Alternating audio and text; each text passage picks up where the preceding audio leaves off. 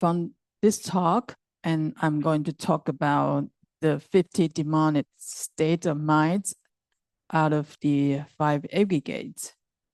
And as you may know, the 5 aggregate is the reason why we are who we are as a human beings.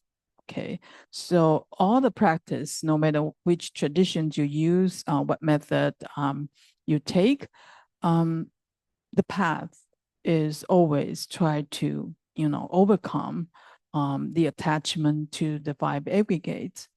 So collectively, you will see for all the practitioners, we might encounter difficulties or we have some special experiences. Those, most of them, 99% of them belongs to the phenomena of the 5 aggregates or the attachment to the 5 aggregates. And so when we loosen up the attachment to the 5 aggregates, something might happen. And this topic is actually very important. I'm not talking about ghost or, demon itself. I'm talking about the mind state that we might trap into. And it's difficult in a way that because personally, I did not go through all these 50 stages. But yet I have some experiences that might be related to this. And so I kind of need to check a lot of references to double check one, the translation of the sutra is correct. But I have to say that different master or versions of the interpretation of this part actually deviate a lot, or I shouldn't say a lot, but significantly, and so I sometimes have hard time to choose which version to use. So I will explain when I move on. So the second is we, as a practitioners, we really need to know, what would happen and what that experience is all about. Otherwise, a good experience will become a demonic state if we attach to it. Okay, and then we start moving on. So that will be become obstacles. So today, before I start with this topic, I'd like to quickly recap what we were talking about last time. And so Ananda, asked a very important question that, Buddha, you say that we are originally pure, we are originally Buddha, and why, we fall into the 6 realm or 7 realms, and why is that? And those realm, the hell, the heaven, and a lot of the human realm, the animal realm, all this world, are they a specific place, somewhere? So after we die, we go to that place, we reborn into that place, or we created it. And if we created it, why you and I and everybody else here experience the same world? Because everyone create their own world, and why we are in the same world, and what that, how that happened. So Buddha explained, hey, start from the beginning. Fundamentally, we are truly pure, but since we have wrong views and we cultivate deluded habits, and this deluded habit has 2 parts. One is internal, one is external habit. And so the so-called internal habit is like the condensation process by our desire. So we have all kinds of desire. That desire is a process to cause the condensation, and usually it will accumulate fluid in different way. We talk about that later, and in the previous talk. So this fluid that condense by our desire, it has the property like water. It condense and sink, flow down. Okay, so by definition, our desire drag us down. Okay, and the other is called, oops, did I miss? Whoops, I did it. And the other one is called external habit. It's like aspiration, it's energy that go up. It's like evaporation. So when we have a sense of awe, we respect, we make vow, we try to transcend, this kind of, it's called external habit. And then it will bring our energy, our spirits up. Okay, so when we die, here is a it is a process how we are going to end up in different realms. Okay, so it's by our karma or habits. One is going up, one is going down. One is by our desire will drag us down. The other is by our vowed, our spiritual practice that bring us up. And for most of us, we have both, right? We all have desire, and we also make vows. We have spiritual practice. So how can we balance it? How do we know? So now we have to balance, the condensation process and evaporation process, and eventually, the power of these two processes will decide it, which realm we end up to. And so that will be, I talk about this table, there are 7 possibility, okay? So if you have the first column, you have desire, passions, 0, and all 100% aspirational thought, then you will definitely be born to heaven, okay? And so there are different ratios of the deluded passion that bring us down, and aspiration thoughts that bring us up in the different ratio. And in the sutra, it tells us that, where, you might become a deity or you fall into, 50-50, like us, is we are human. We have 50 deluded passion, 50 aspiration thought. Okay, that's human. If you go down, the aspirational thoughts, get less and less, then you become different types of animals, and, hungry ghosts, and go to hell, or, to this hell that it's impossible to get out. So this is the answer, the conclusion for that questions, that, because we have deluded passion that condense our spirit, bring us down. We have aspirational thought that evaporate our spirit, going up. And the ratio of these 2 type of process will decide it, where we will end up to. And so that's what it's in the sutra, it's called 7 destination, or 6 realms. Okay, now that's the refreshment for the previous talk. Now we go into the chapter 9 and 10, talk about the 50 demonic state out of 5 skandha, or 5 aggregates. And before we started, this is the Ananda's previous questions. I just talked about that earlier, why, we are originally pure, and then now we have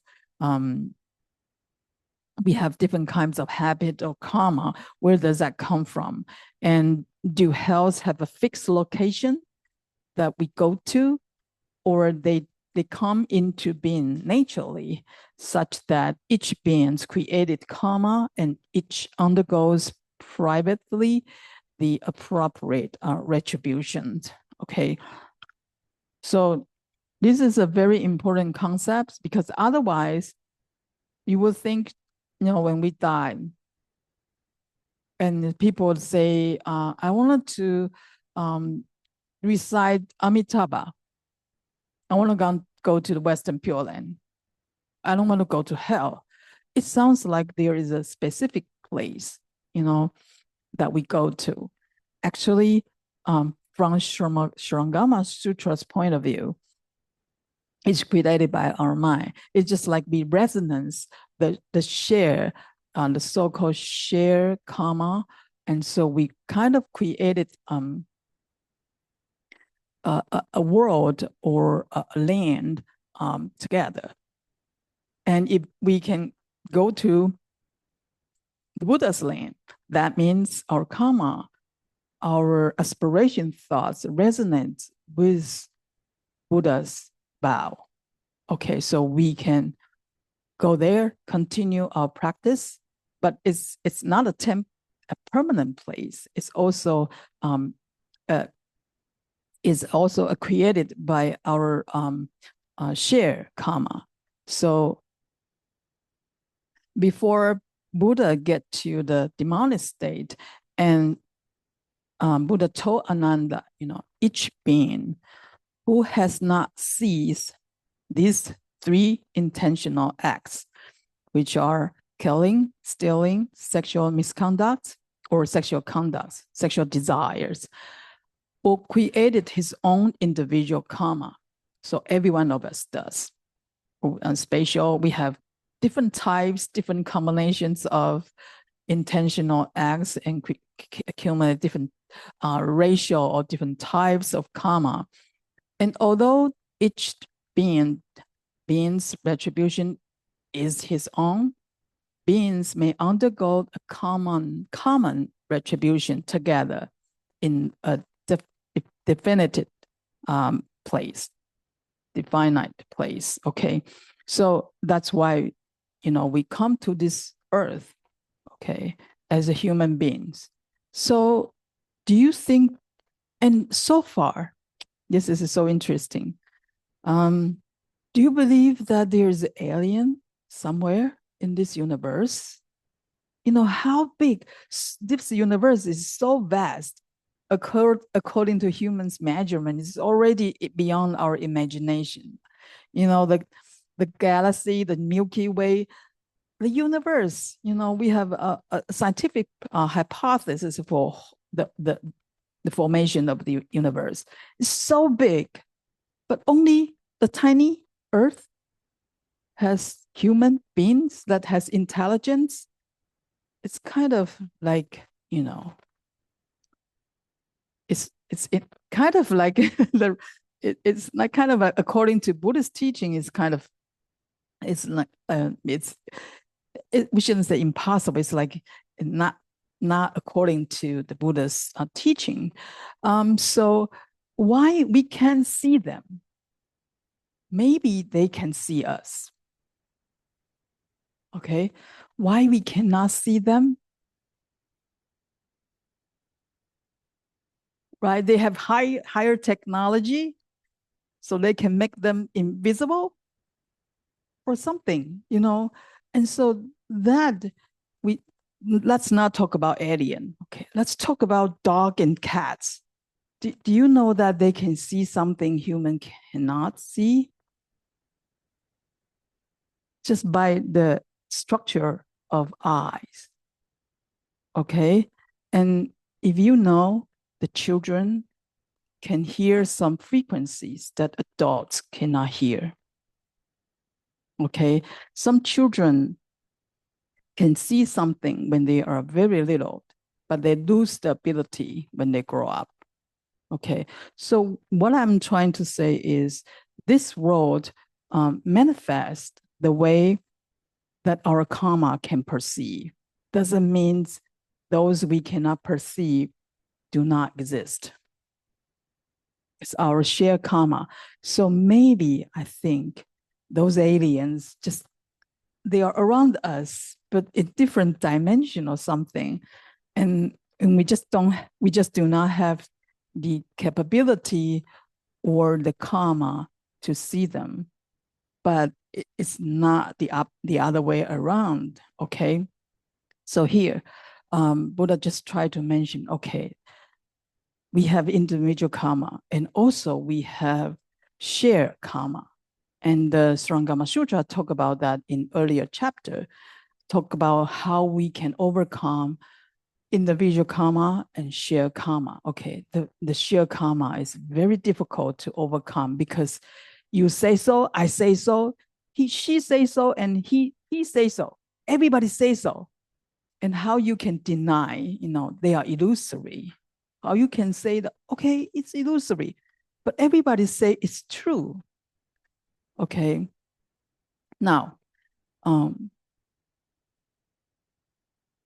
and then Buddha continue, the wondrous lucidity of original enlightenment and the essence of complete enlightened mind in all 12 types of living beings. We talk about that, okay?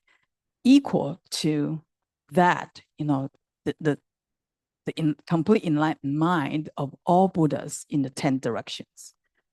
Repeat again and again that no matter what beings we fall into, our quality of true mind, that lucid enlightened mind are the same for every beings, okay? But we have deluded thinking, deluded about the noumenon, the principle or the noumenons of this existence. And then our desires arise. Okay, here, the desire is not about sexual desires, okay? It's about you wanted to do something, you wanted to see something, okay? That intention, that desire arise. Then the arising, when the arising, the desire, arising desire becomes pervasive, become persistent.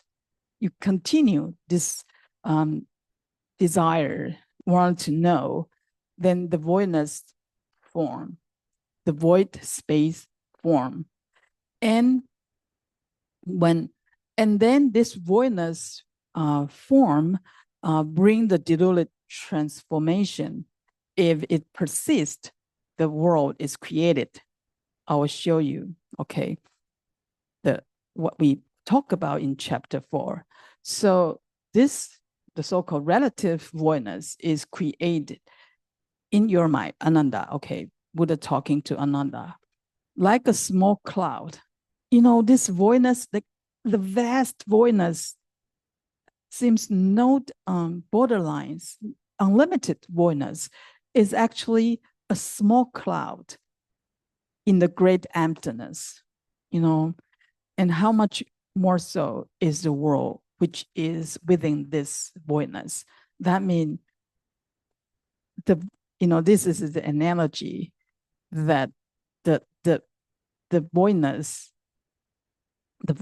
we created is actually like a cloud in the sky, okay, very small.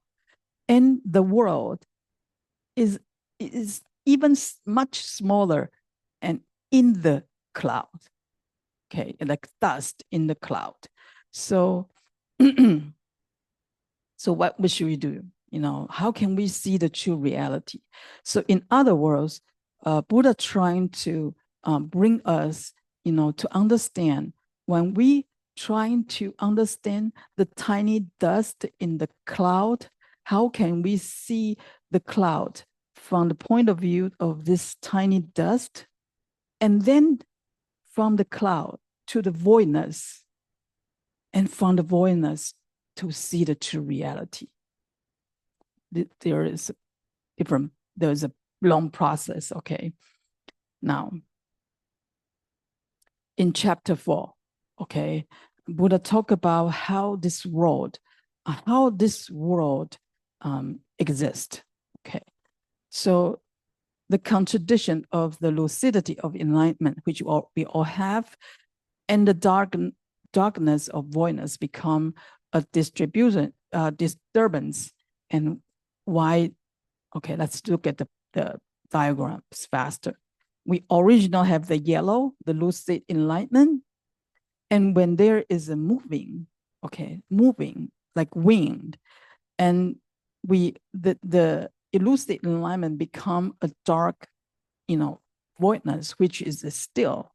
And when there is a moving, like you wanted to, your mind move, it's as a wing, and then you create the world. Okay, the world is motion. Okay, and this is the power of the winged will.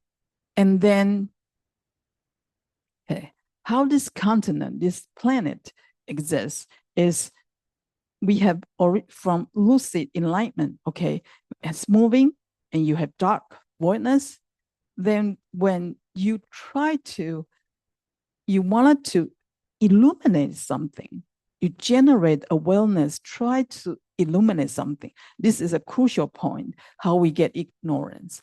Originally, we are just like our mind glowing within. Our mind can shine out, see everything. But now we have a thought, I wanted to see something. Then your mind become a spotlight and try to see something. Then you lose the totality. You go to the local, then the world created when you spot to something.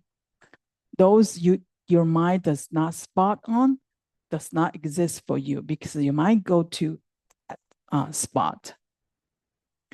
And this process went through a solidification process. It's called gold, and then it created a continent. Why I want to mention this? Because the first aggregate is the form aggregates, and it's the process to form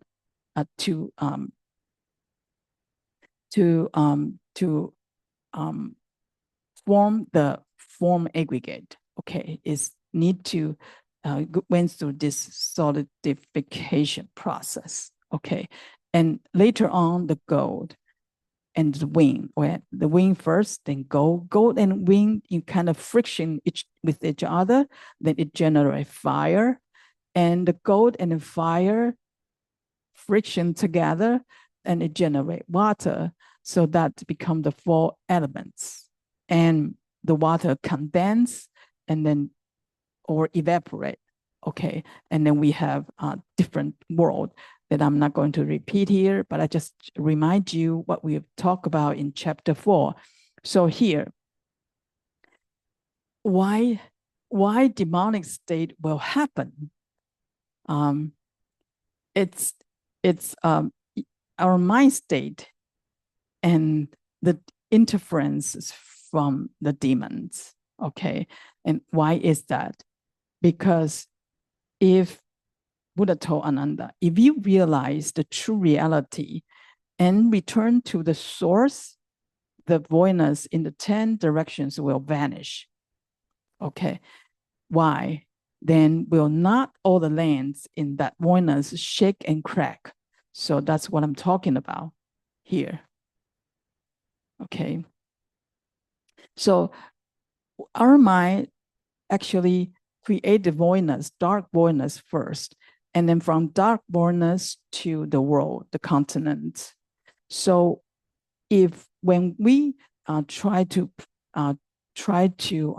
contemplate our truth, the lucid enlightenment, and the last step is to break the dark voidness. When we break the dark voidness, destroy the dark voidness, definitely all the continents, the world that come after will crack, destroy, collapse, right? And then when that happens, the demon are shocked to see their palace shake and crack for no reason. Okay, because all those demons exists in the creation of our mind. And so when we try to reach the enlightenment, try to break up the dark voidness, all the lands, all the worlds collapse. Therefore, they will come to trouble and annoy you when you enter the state of samadhi. Okay, that's the reason, for all the practitioners, it's when you sit here, when you try to bring your mind back to its original state, and through this process, we have to know here that our mind is not our mind in my body. The mind is related to our true mind, this body, this environment, and all the beings in your world. When your mind change, everything, all the things change in your world and in my world too. Okay, so that is the reason, probably the demons in your world, interfere your practice, but that demon may not have the affinity or the chance to interfere me. You know what I'm talking about? This is not like, oh, the demon is a specific person like Lydia sitting here, so he doesn't like people, enter into samadhi. So he see you enter samadhi, do something bad to you, and you enter samadhi, put something bad to you, and do something to me too. No, the demon is in your world, because all our mind has all the so-called 10 dimensions, 十法界, the 10 dimensions of the existence. You have yours, I have mine. Okay, so we might share some demon because of the karma, but it doesn't mean, when you go through samadhi, you have interference. Maybe the other person does not happen to that person. It's not a must happen things, okay? Only when you attach to it, okay? So here, Buddha keep telling, we have our individual karma, and we have shared karma, and everything created in our mind by the karma, okay? Now,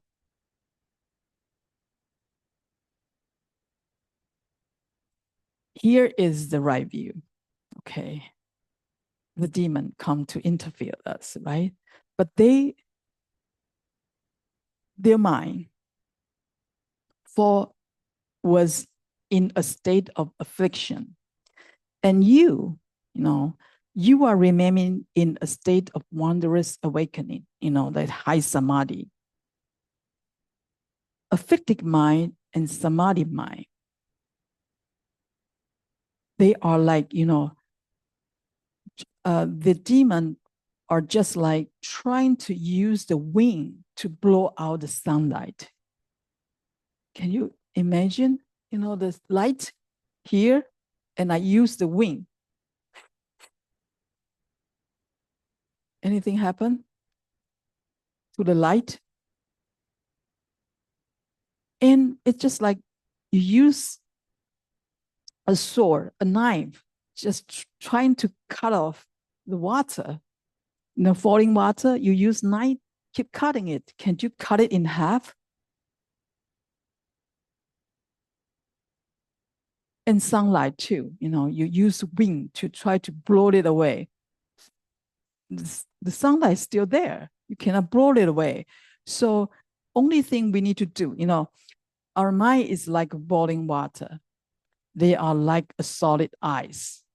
Okay? When they approach us, because our samadhi mind is like boiling water, when the demon come to us, supposedly the ice melt right away, right? And since you are boiling water, the heat never get impaired.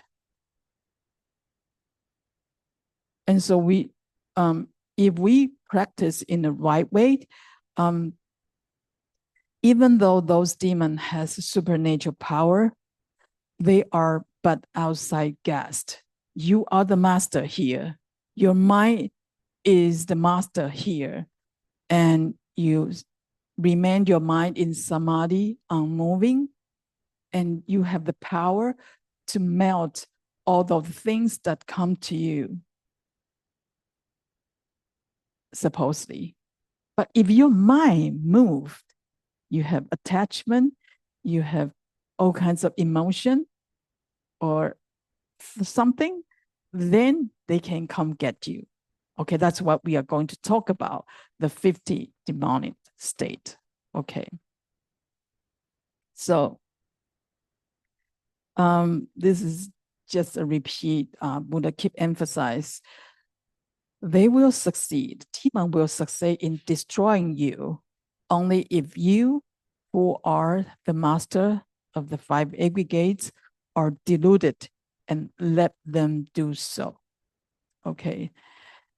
And these demons cannot harm you if you are in the state of dhyana and remain awakened without delusion. Okay, so oftentimes, when we were retreat, we will find out that some people will like when they sit for a couple sessions, their body starts to move.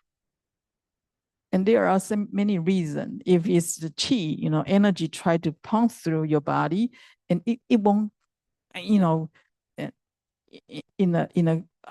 constant way and for a long time.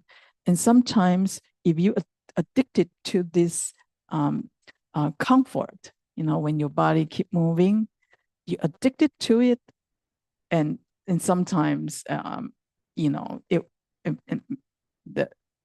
the outside beings can come get you.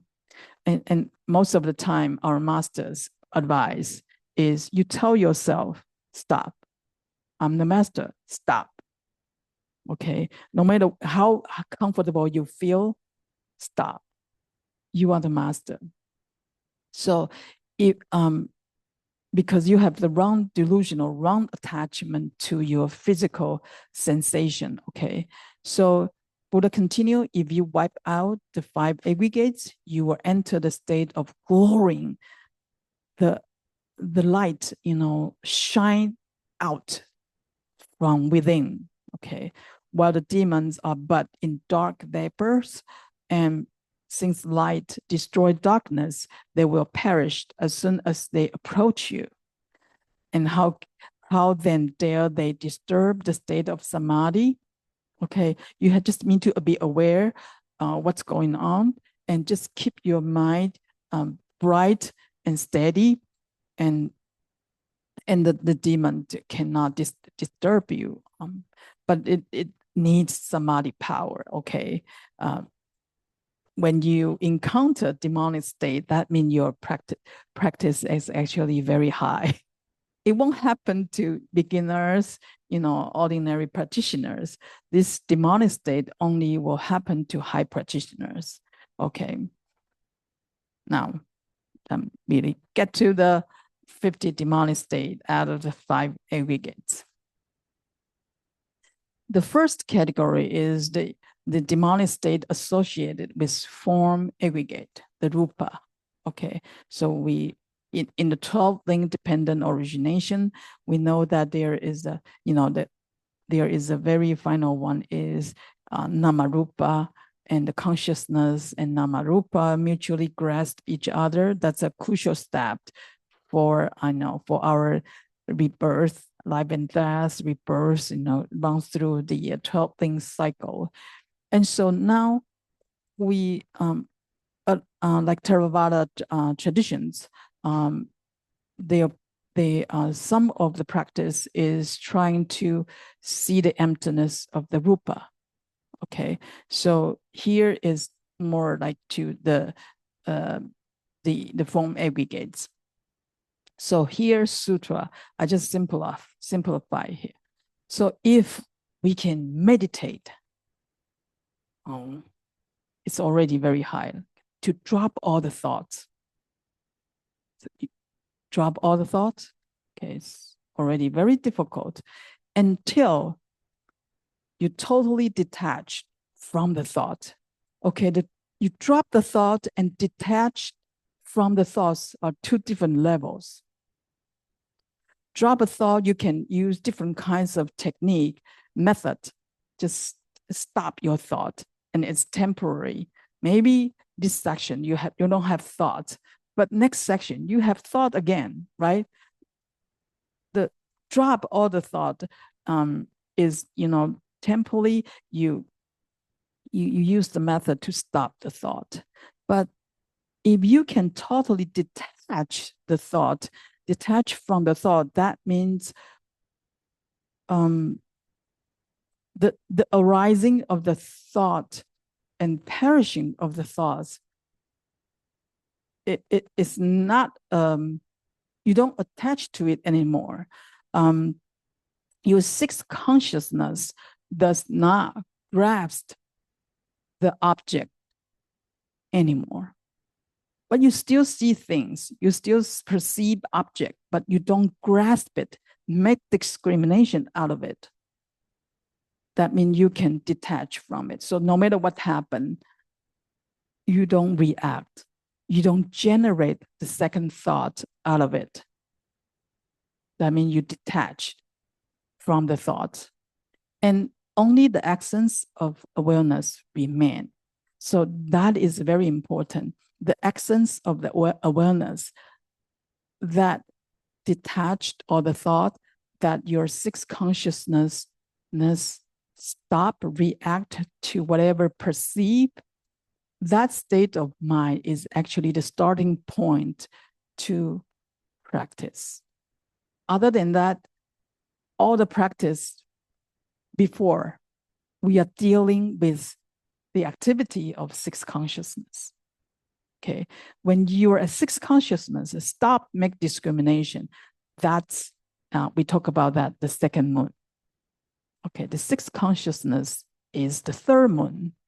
The second moon is where we start to contemplate inward. Okay, so when you can get to the point that the essence of awareness remain, here are two things. Your mind remain unmoved, regardless the outside is moving or still. Okay, so the five faculties do not grasp outwardly. You still see things, but your mind is not moving. It's really hard to explain. You still see things moving, but your mind is not moving. Okay.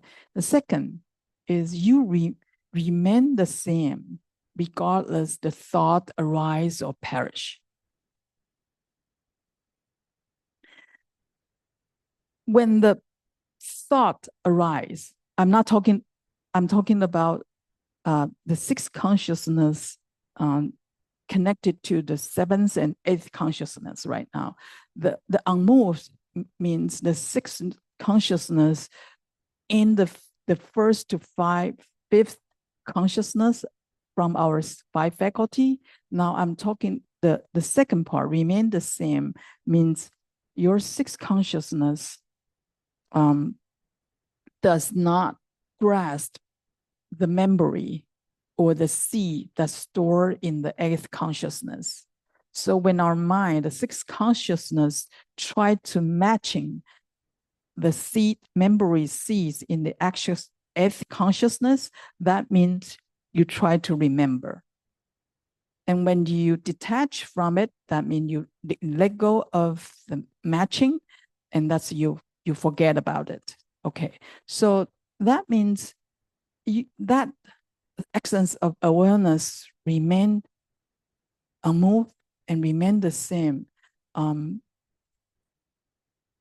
no matter your sixth consciousness try to grasp, the seeds you stored before or try to let go of it. This is two aspects. Okay, one is react. This how your sixth consciousness stay on move, whenever whatever happened outside, and the other is remain the same. You don't discriminate inward when you try to access the data before you store before. Okay, so if you note about the facial recognition algorithm, I don't know, many of you study that. You see the algorithm, how we do this facial matching, the recognition is very similar to this. It needs a lot of database, right?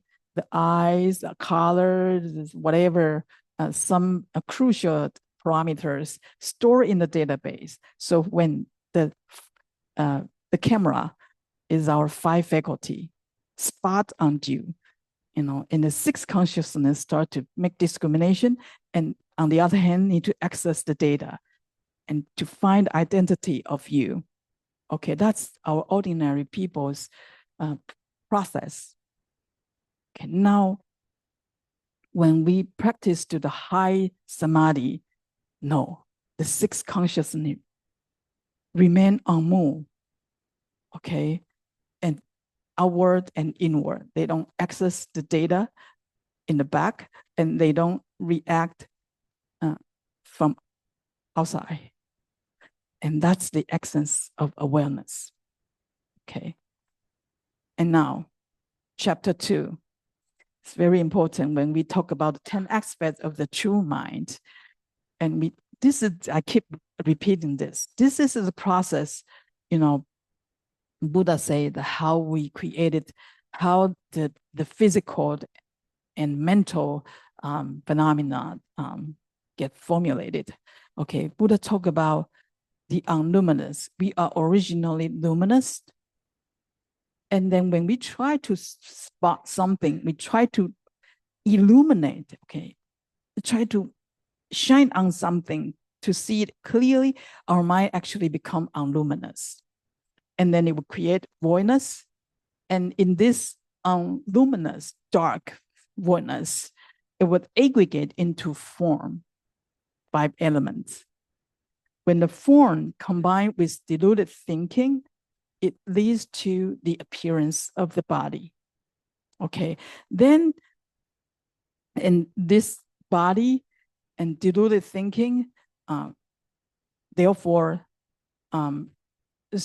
cause the start accumulation to disturb within. Okay, so our first to fifth consciousness, and then to the sixth consciousness start to do a lot of things, and the grasping get wild to chase without outside. So that consciousness start to through our 5 faculty to chasing the object we perceive outside, and for the appearance of such unluminous, trembling condition, you take it as the nature of your mind. Okay, so now we created the appearance of the body, and we created the mind, the so-called mind. Okay, so the first part, we have to deal with the body that created by the 4 elements. We deluded, created. And the second part is we have to deal with the so-called sensual mind of self, that is the operation of the 6th consciousness. Physical form, mental activity, these 2 interact. Okay, that's the process we are going to talk about for the first categories of form aggregates, how we overcome this mind and the body. Okay, so before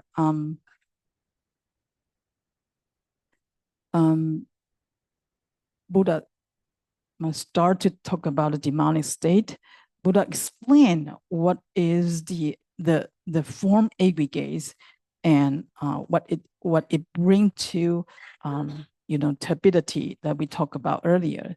So Buddha goes like, having entered this samadhi, you will be like someone with clear eyes, but reside in a dark place. So your eye is clear, your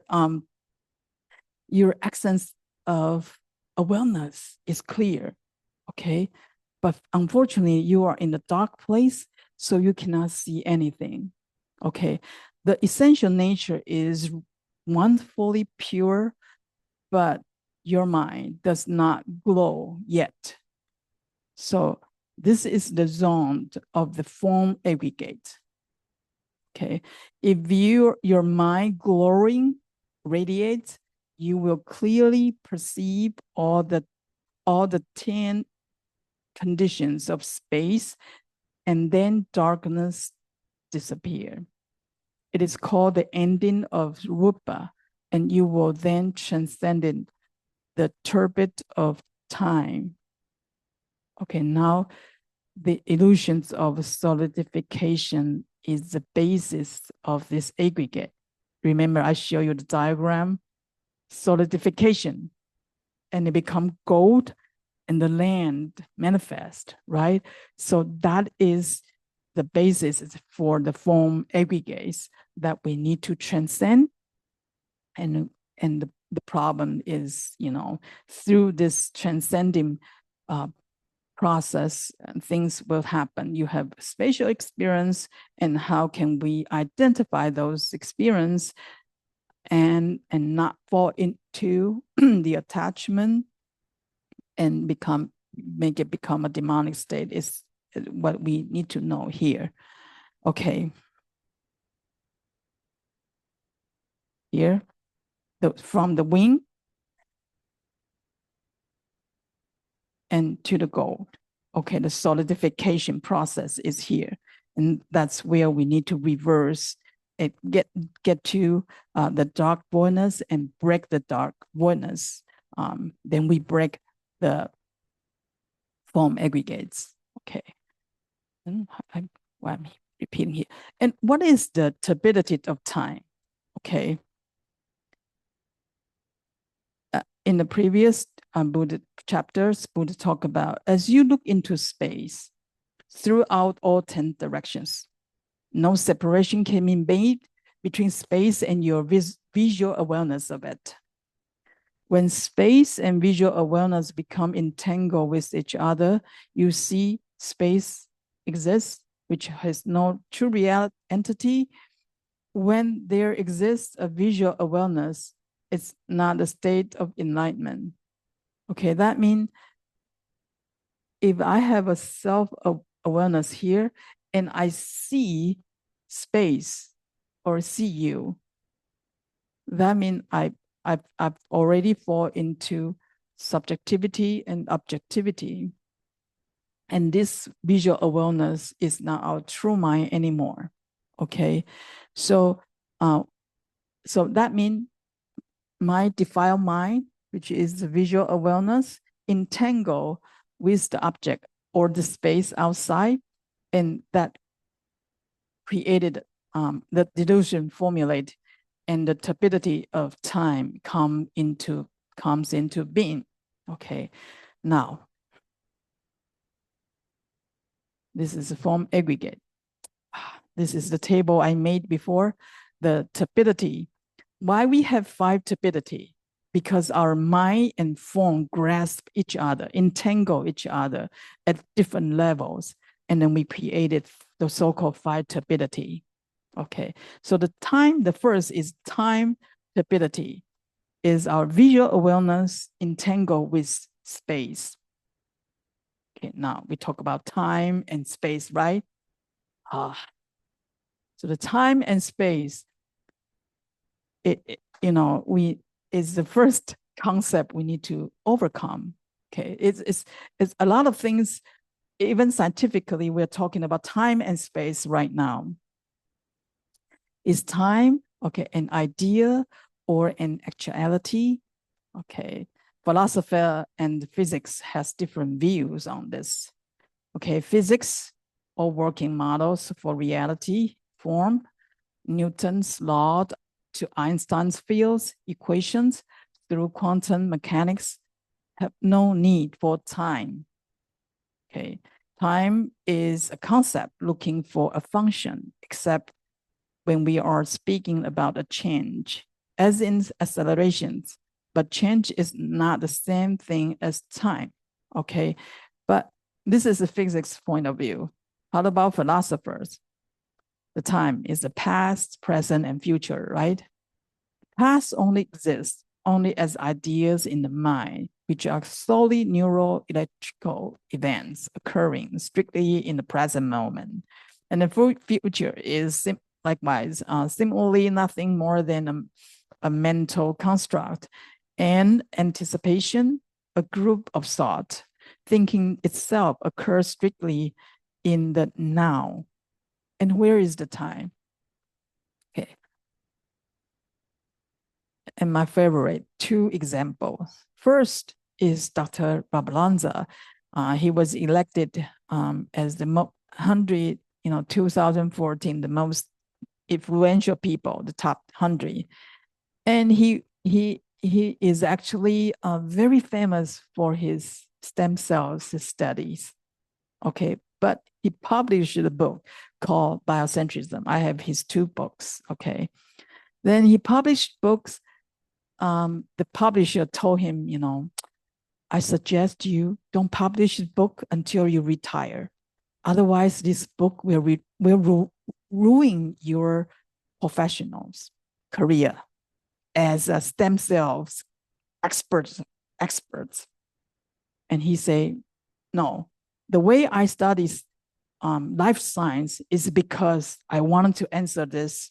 So he doesn't care. Okay, publish this book about biocentrism. Here, I pick up, he has 10 principles. I picked the number 6 and number 6 and 7 about time and space. That's what he said. Dr. Robert Lamza has a very special experience in his childhood in the forest. He has the direct experience of the time and space and mind. That's why he continues study. And this theory doesn't come out of nowhere. Okay, the book talk about that. So he said that time does not have a real existence outside of animal sense perception.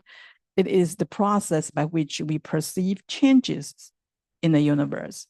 When things don't change at all, you cannot sense time. And how about space? It's another form of our animal understanding and does not have an independent reality, has no true reality. So we carry space and time around with us like turtles with shells. Thus, there is no absolute self-existing matrix in which physical events occur independent of life. So time and space is human-created matrix. So we live in this matrix, we interpret in this matrix, and we perceive things in this matrix. We kind of frame ourselves with time and space. And on the other hand, okay, this another scientist called this astronaut has a dialogue with our master, right? There's a book about consciousness. He has direct experience as well. When he came back from moon, okay, in the spacecraft, when the spacecraft rotate to dissipate the heat from sun light, and he had a very profound experiences that from his knowledge as an MIT Ph.D. and astronaut, all the high education knowledge, he cannot explain, how his perception of this universe and people, his colleague, everything in this universe become unified. The past, present, future become unified. And so he came back to Earth, tried to find all the philosophies and religions, tried to find the answer.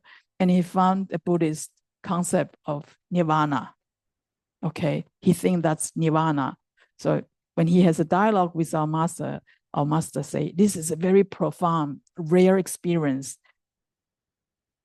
for a people to experience without practice. 1 out of a million something, but our master told him, this is not nirvana yet. This is dramatic, remarkable experience of time, transcend the time and space, but it's not nirvana yet. Okay, but this is his comment.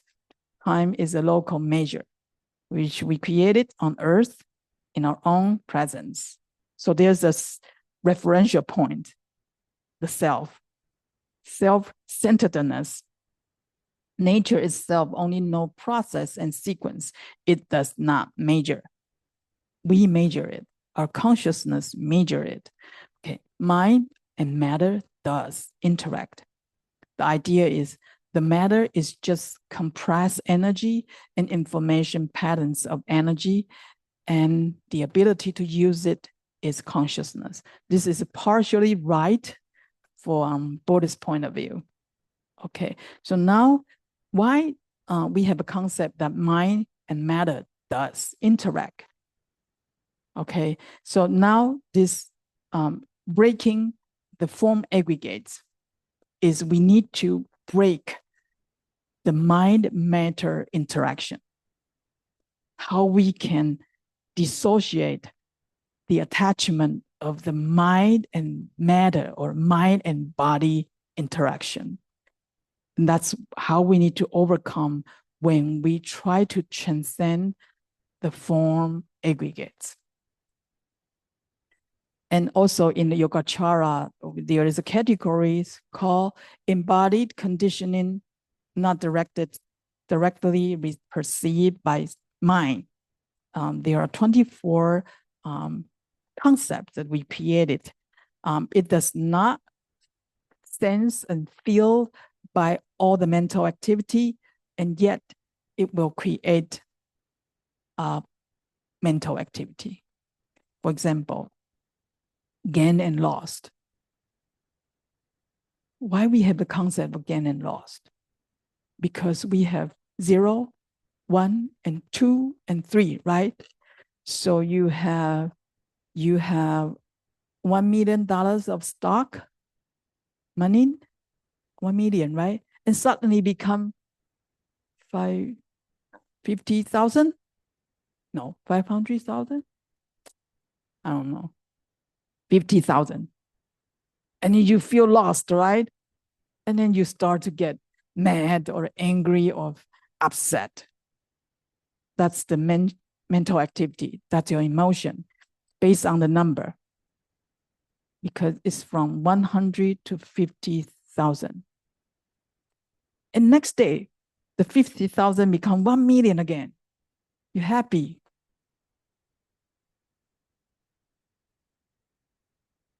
That concept of gain and lost is recreated.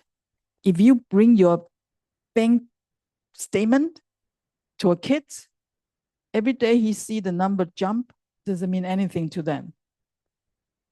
Like, how many zero, long number, that's it. He does not have the idea of money, does not have idea that it's a gain and lost when the number change. It's just a number, right, on the paper. So, okay, I'm not going to talk about that here. The first demonic state, I have to go very fast, okay. Body can penetrate object. That means you can walk through the wall. The object you perceive, for ordinary people, this body is the object, right? The wall is the object. So object goes through the object. Sorry. But if you enter into a high samadhi with this essential awareness, you continue deeply investigate the wonderful lucidity till the 4 elements stop fabricating. And suddenly your body can penetrate all hindrance. okay? And this stage is so difficult already, right? Called the essential awareness that penetrates the object perceived externally, okay? And this is a temporary achievement, not a normal attainment. If you attach to it and you think that this is a normal attainment, you fall into a demonic state, and probably, the demon, ghosts, and spirits will come get you. And you feel like, I'm an enlightened person. Okay. So I can walk through the wall. I can bend this microphone. A lot of people claim that, right? Hey, this is only the first step of form aggregate. Don't think, if people show you something special, and it's just like, oh, this is the enlightened being, this is the Buddha rebirth, hey, come on, you have to know.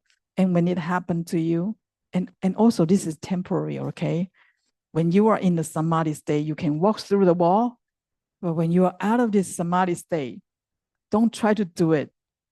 Otherwise, you're stuck in the wall. Chang Hwa Fashi has the news about a long time ago. He followed that. People claim that he can walk through the wall, penetrate the stone, something, and he want to show people. And he didn't get the sequence. And, obviously, when you have a craving thought, you want to show people, you lose the samadhi. And when you walk through, something might happen, you're stuck in the wall or something. I don't know. But here, the body can penetrate objects. The second, your body become transparent. Now it's inward. Okay, you continue, practice further, and deeply investigate the wonder lucidity till your body become transparent. And suddenly you can pick out, this is the analogy, you can pick out the round worms in your body, in your intestine. And yet your body remain intact without any injury. And you don't even injure the worm either. The round worm is very tiny, right, in your intestine. And everything is so transparent, so clear to you. And not just seeing your body transparent, you really can use your hand, get into your body and take out the worm. And your body didn't get hurt.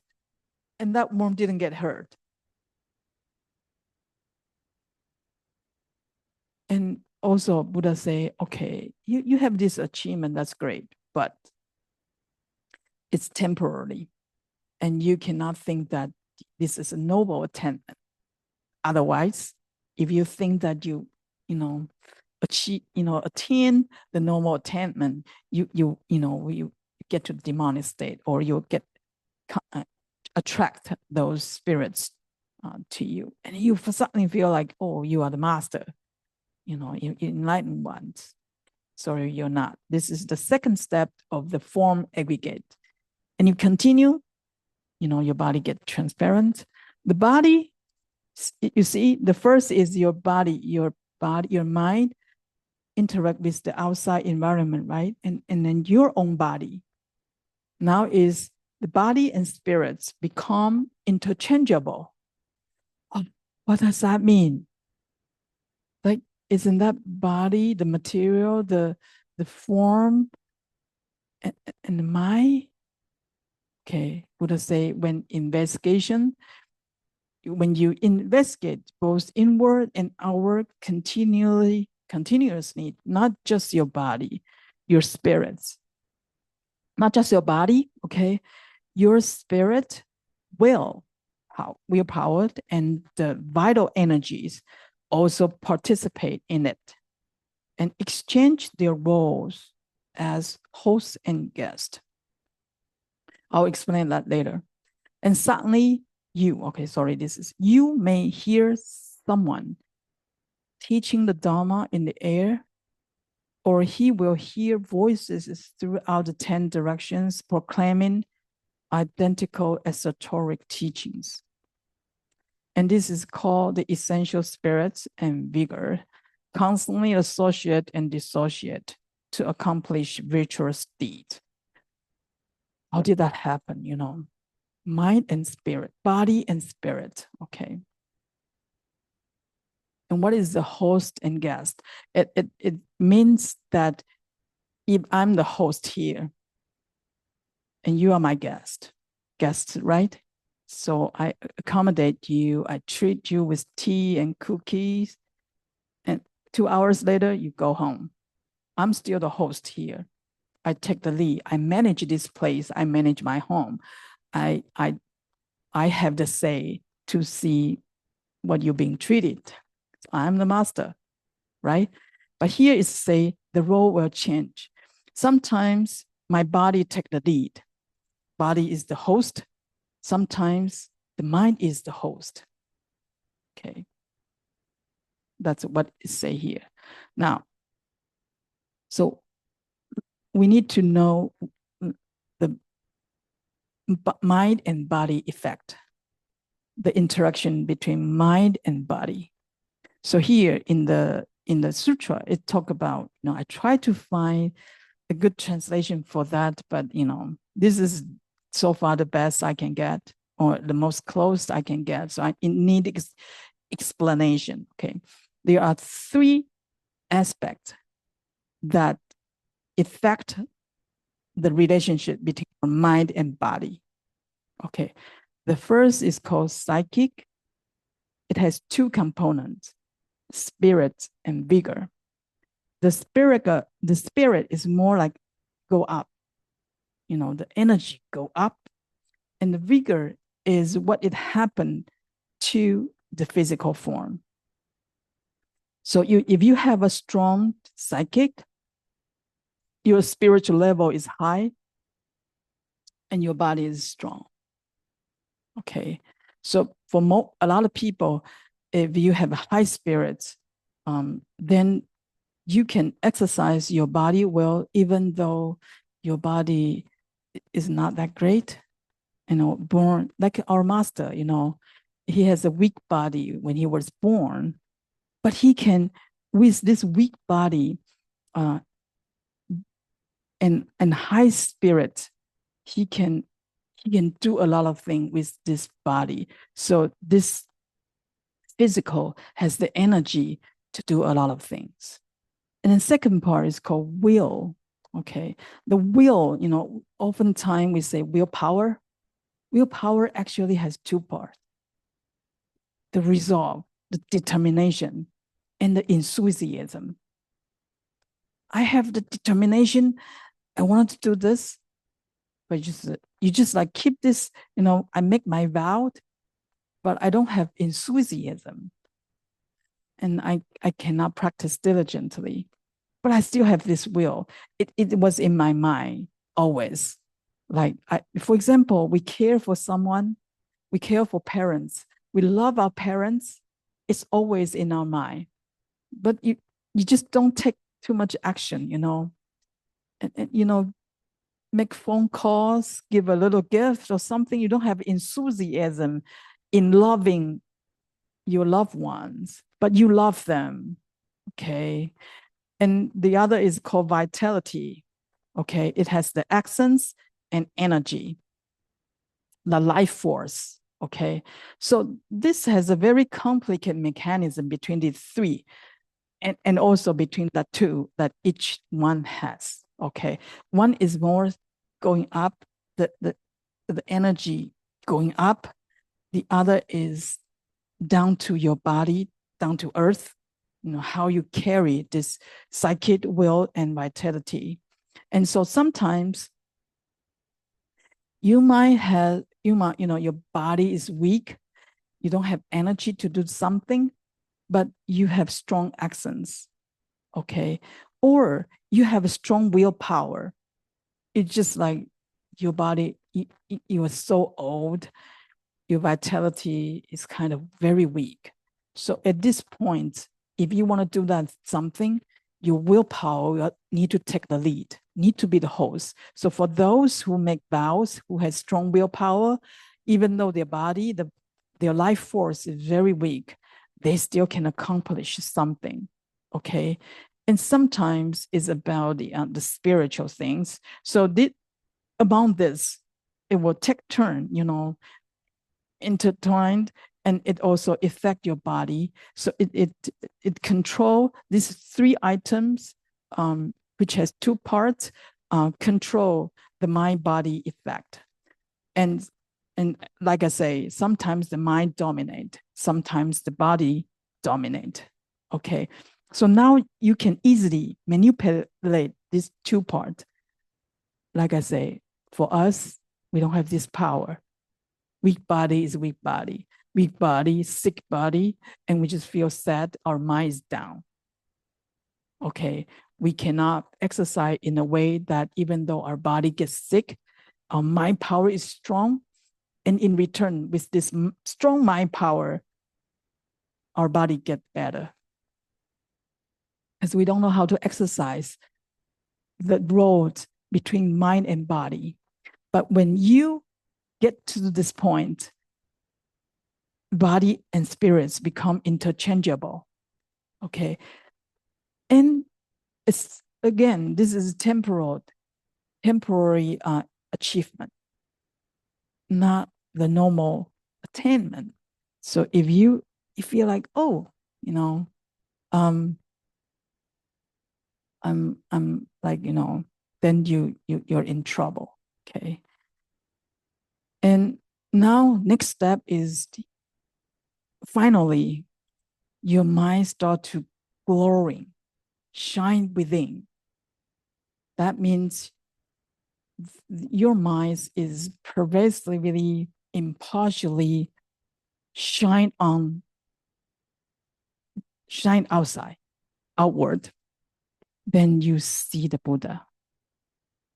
So now you your mind start to enter into different, you can perceive the form, the world at the different levels. You see the Buddha. So your mind become clear and bright and glowing from within. Everything throughout the 10 directions are imbued with the purple golden color of the river Jumbo. It's like very beautiful purple golden color. All beings become Buddha.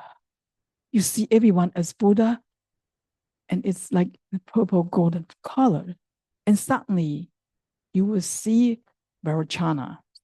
Our Vairochana Buddha is is out of our self nature, seated upon a dais of celestial light and surrounded by 1,000 Buddha. So this is Vairochana Buddha, seated around by 1,000 Buddha. 100 million lands and lotus appeared all at once. This state is called the spiritual mind becoming imbued with a spiritual awakening, while the mind illuminates all worlds clearly and in detail. It's kind of long translation, but anyway, and fully explain the status of this achievement. Okay, so now, if you know this, this is only the fifth stage of the breaking the form aggregate. And so don't tell me you are in line if you cannot see the Buddha. And even you can see the Buddha.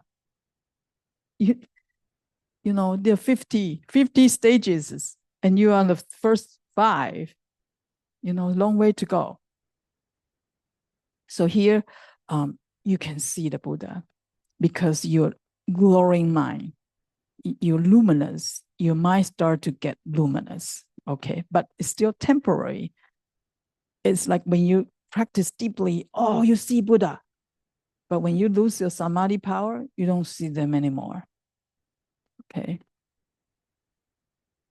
And the next, if you continue, with this access of awareness and continue your contemplation about the wondrous lucidity, and continue, and you can see a lot of Buddha, right? You can see everything dramatically. Now the problem is, okay, this part, it has very different interpretation. So I would like to share with you, so for your reference. And I think these two all make sense. First interpretation is, okay, okay, let me read the sentence first, read Sutra. If the contemplation keep continuing, you try to subdue your mind so that these visions do not become overwhelming. Then suddenly the vast space become colorful. And 7 jewels, 100 jewels, colorful. Instead of the Buddha, the lotus, things, it become shiny and colorful. Blue, yellow, red, and white all manifest with its pure color pervasively without contradiction to each other. Now, if we combine blue and red, what does it become? Purple or something, right? If we mix these two colors. If we mix yellow with red, I don't know, orange or something. But anyway, but can you believe, the blue, yellow, red, and white simultaneously exist, and they don't mix with each other. They exist as the pure color as is, and they don't contradict with each other, or they don't make, fuse together to create another color. And all manifest with its pure color pervasive without contradiction to each other. This is called the suppression to prevent overwhelming. Okay, so this is the translation I choose. It means that when this visualization from the previous state get overwhelmed, you see, and you will attach to it, the Buddha, the lotus, there's so many Buddhas. And when it will, at some point, you have to stop it. Okay, so you stop it, so you can move on. When you have the power to stop it, sometimes we don't have the power to stop it when you are in the samadhi state, okay? Or it disappears. It disappears because you lose the samadhi power. So this state is very tricky, that you have a dramatic achievement. At the same time, you don't get it overwhelmed, and you kind of bring your mind a little bit back to its samadhi state because you want to move on. And then if you can do so, all this form, the Buddha, lotus appearance, right, become light, different colors of light. And that lies as pure as is.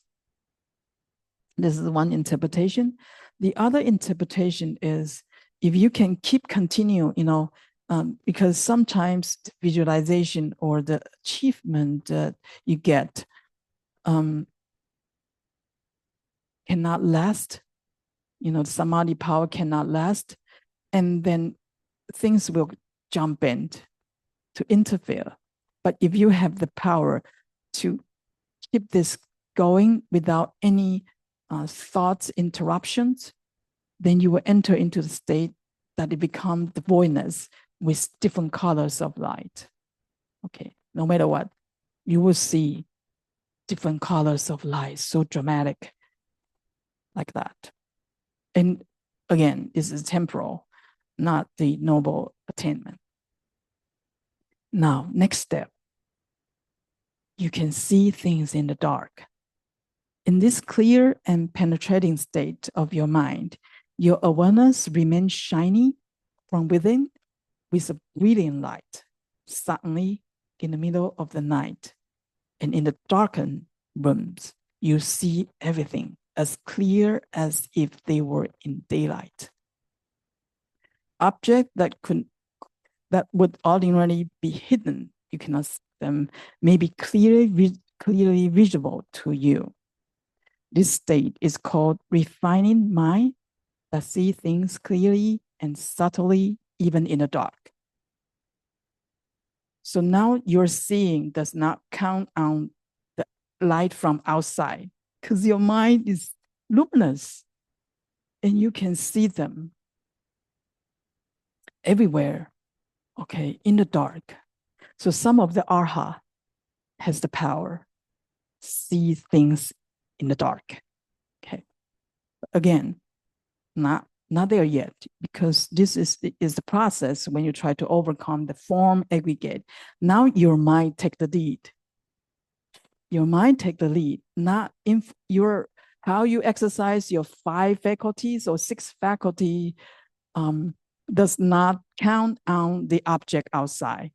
So that means your 6th faculty is pure right now through the lucidity of your mind, that glowing, okay? Next, 4 elements and awareness interfuse. The previous couple step is the body and mind, right? They can interchangeable. Now is the 4 elements, the material, the 4 elements and your mind, awareness mind interfuse. So further, what is external and what is internal may become mutually interfused within your awareness. In this state, your body may suddenly feel like grass and wood. And when you got burned or get cut, you don't feel anything. Okay, don't try it. That you feel like a grass and wood doesn't mean that you become wood and grass. It's like your body, your mind, and outside environment unify. Everything is all you. So and these 4 elements, see, this body is composed by the 4 elements, right? The outside environment as well. And our mind also has the components of 4 elements. Okay, this is we have a thesis theory or the principle for that. 4 elements of the mind, body, and environment. Okay, now unify, interfuse together. This is called the fusion, and fusion the nature of the 4 elements into a pure awareness. Okay, now it's kind of like the big self kind of states that it's all mind. It's all about mind. Okay, the environment, the body, whatever created by the 4 elements is all your mind. Okay, still dramatic, fantastic achievement. It's temporary, not your noble attainment. And the next, this enter into omniscient seeing without hindrance. And this is different from, seeing things in the dark. Omniscient seeing is after your awareness may become pure and perfect its function. Okay, be aware. The awareness is pure doesn't mean you can exercise your mind in a perfect way. Okay, sometimes you meditate, you stay in a state that the mind is pure, pure mind, 清净心, okay?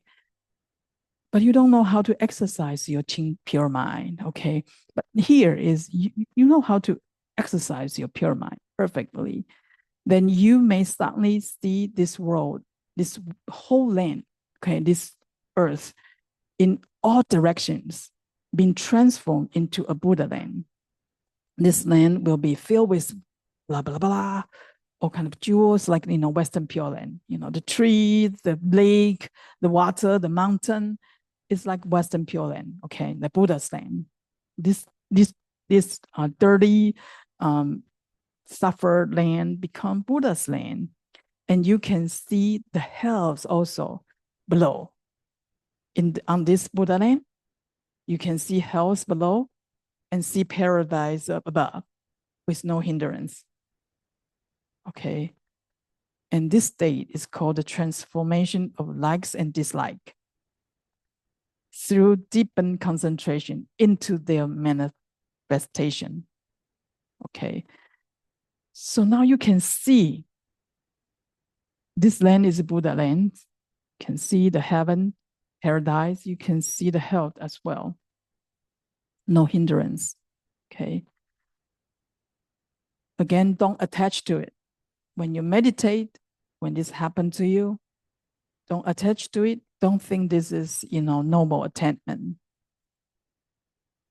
Now, next is your mind can fly out of the body. Your mind can go out of your body. As your mind penetrates deeper and farther, in the middle of the night, you may suddenly see marketplace or public wells or streets and lands. You may see relatives or your friends, your family members, and you will be able to listen to what they are talking about. Like people in Taiwan, you see it in the middle of the night. Oh, you might go to Taiwan. You see your parents, your daughters, and they have conversation. It's like you divide your body, your mind can go there to see something you like. Okay. So the previous ones is meditate here, your mind manifests. Now you can operate your mind, go out of this body to where you want. And this state is called the urgent mind, having been restrained to an extreme, flying outward to see much, too much that has been blocked from view. We obviously cannot see what's happening actually in California, right? And let alone go to Europe or Asia. But it's no problem for you. Okay. Now, this is more dangerous, demonic seeing and preaching. As you investigate your mind to its furthest penetration, go to the almost to, punch through, you might see your virtuous teacher's body change instantly without reason in all kinds of ways. For example, you're sitting here, right? I'm leading a retreat. I'm the teacher here. Now you can see me change my face. I did not change you, okay? You see me do all kinds of, that happened to some teacher. People claim that they are the Buddha. They can make you see that they change their shape, appearance, okay? Now it's because you enter into that deep samadhi. Then you start to see me as a teacher here. I start to change to become a Guanyin Bodhisattva, and suddenly I become Earth Store Bodhisattva, or I become a ghost. I become a whatever. I change my shape. Okay. This state is called a deviance in the mind, leading to possession by the nightmare ghost, a mountain spirit, or astral demon. Without any reason, starting to preach the Dharma and comprehend its profound meaning. Okay. And you can talk, you can preach, you talk about profound Dharma, on and on for no reason. You did not read that sutra. You didn't study hard. Finally, you can talk about the emptiness. You talk about Buddha nature. You talk about a lot of things. You like, attainment. You got wisdom, right? And you have to find a good teacher to tell you it's real or not. Because through enlightenment, you might have this ability, but sometimes this is because the demonic state. Sometimes in this state, it's very dangerous because your body and mind has no border right now. And once your mind has attachment, the outside spirits or demons directly to your mind and possess you. Okay, so don't, anything that you achieve or whatever happened, just stay that samadhi penetration power Don't attach to it. Don't erroneously think that you attain, you become a Buddha or something. Otherwise, demonic state will happen. Okay, last Buddha's reminder. These 10 states may manifest when these beings practice meditation in stillness and interact with the aggregate of form. They may be dual and confused by these experiences, and they will no longer be capable of taking a proper measure of themselves.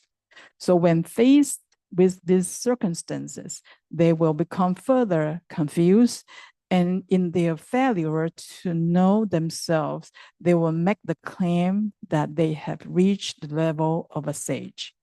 This falsehood will cause them to fall into the unrelating hell. Okay, you keep claiming that I become a Buddha, I'm a 10th one, enlightened one.